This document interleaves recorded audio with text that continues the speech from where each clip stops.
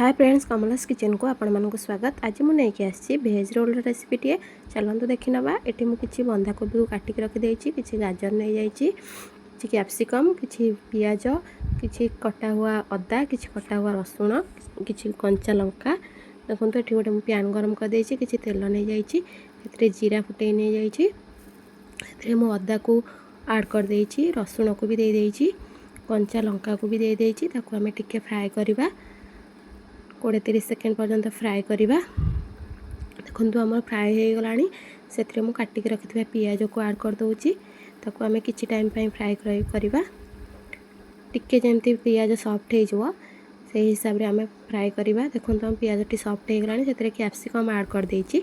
Capsicum को भी आम किसी सेकेंड फ्राए करना। देखो कैप्सिकम भी आमर फ्राए हो गला कि मुझे गाजर पकई देछि। गाजर को भी आम एमती मिक्स करके टिके फ्राए करवा। गाजर को भी आम किसी सेकेंड एमती टिके फ्राए करवा। देखो आमर भल भाव फ्राए हो गला। मुझे काटिक रखा बंधाकोबी को ऐड कर दूँगी।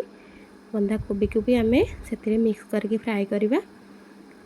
देखो ये रेसिपी आप निश्चय ट्राए करूँ, बहुत भल होता है। देखो मुझे लुण भी ऐड कर देछि, हल्दी ऐड कर देछि। ताको भी आम मिक्स करदे करके घोड़ाणी घोड़े ताकू किसी टाइम छाड़ीदबा। देखो ये मो अटा नहीं जाइए, मैदा नहीं जाइए, दीटा मिक्स कर देछि। अटा मैदा दीटा नहीं, आपड़ चाहिए गोटे गोटे जिनस भी नहीं करें, अटार करेंगे ना मैदार भी करेंगे। स्वाद हिसाब से लुण दे देछि, किसी तेल नहीं जाइए। ताकू भल भाव हाथ में एमती मिक्स करनबा। देखो मो हाथ में एमती मिक्स कर नहीं जाइए, से मु अल्प अल्प पानी ऐड करके गोटे सॉफ्ट डोटे बनईदेवी। देखो ये मु मझे मझे आपको एमती लेउटा पाउटा कर दूँगी। देखो मो अटाटा डो बनिकी रेडी हो गला। मुझे किसी तेल दे देछि, ताकू 5-10 मिनट पर्यंत घोड़ाणी घोड़े रखीदे। या आम देखो आम ये हो गला।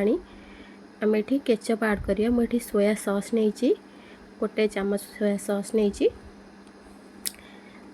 रेड चिली सॉस नहीं, गोटे चम्मच रेड चिली केचप दे देछि। टमाटो केचप भी नहीं, टमाटो केचप भी गोटे चम्मच दे देछि। विनेगार भी टिके दे देछि, गोटे चम्मच विनेगार भी नहीं। भल भाव मिक्स कर नहीं जाइए। देखो ये सेजवान पाउडरटा आमर सेजवान पाउडर को भी टिके दे देछि। ता फ्लेवर टी भल आसे। आपन पाखे जदि अवेलेबल अच्छी आपन दियंतु, नहले अवॉइड करंतु। देखंतु आमर टिके समय ढांकुणी घोड़े रखी देइतिली। मुझे लास्ट रे गोलमरीच पाउडर भी दे देछि। आमर एठी मसला रेडी हो जाइछि। देखंतु अट्टाटी भी आमर पूरा सॉफ्ट हो जाइछि। केमती ताकू आमे एमती गोटे गोटे गुळा करके आमे बेलिबा। देखंतु ये बेली नहीं जाइए। ये भेज रोल टी अलग प्रकार टाइप मुझे बनई, जमती आमे बाहर किणिकी खाई थाउ से टाइप रो। देखंतु मुझे तावा मो रुटीटा को दे देछि, ताको एपट सेपट कर लौटे देछि। आम रुटीटा हो गला। ये मु तेल ऐड कर देछि, साइड रे तेल, एपट साइड भी तेल ऐड कर देछि। एमती लेउटे कि आम रुटी सेकी हो जाइए। आम या गोटे पात्र को काढ़ी नहीं जावा। देखो मुझे तार स्टफिंग रेडी करी। मुझे रुटी नहीं जाइए, गोटे टिश्यू पेपर नहीं प्लेट रे, टिश्यू पेपर ऊपर ये रुटीटा को नहीं जाइए रखीदे।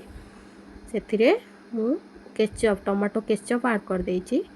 आम जो स्टफिंग रखी थे मसला बनईकी तार सेटा भी ऐड कर देछि।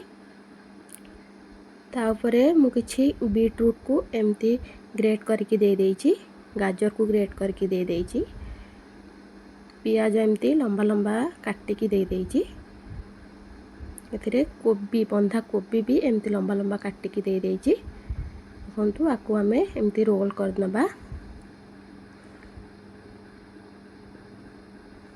ए भली भाबरे आमे मोड़ी की रोल कर दबा। देखंतु हमर रेडी हो गला ଭେଜ୍ ରୋଲ୍ ଆପଣ ଏଇଭଳି ଭାବେ ନିଶ୍ଚୟ ଟ୍ରାଏ କରନ୍ତୁ, ବହୁତ ଭଲ ଲାଗେ।